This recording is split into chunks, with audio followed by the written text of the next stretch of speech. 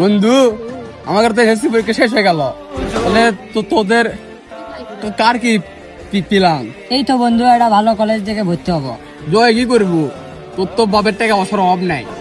আমার দ্বারা পড়ালেখা আর হবি না রে, বাবার ব্যবসায় করবো আমি এখন। তুই কি করবো? বন্ধু, আমি দেশের বাইরে যাবো রে। কিরে, তোরা আমার সাথে কি আলোচনা করতেছিস তোরা? এই তো রে, পরীক্ষা তো শেষ হলো, এখন কে কি করবো এটা নিয়ে আলোচনা করছি।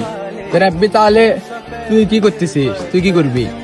এখন আমি ভাবি নাই রে, কি যে করব ভাবতেছি। ই কি করবি? ই তো পরীক্ষার ফি দিবে পারে না। তোরা কখনো তোদের মাকে মানুষের বাড়িতে কাজ করতে দেখছিস? না। আমি এই বয়সে আমার মাকে মানুষের বাড়িতে কাজ করতে দেখছি। বুঝছিস বন্ধু, জীবন তা সোজা না।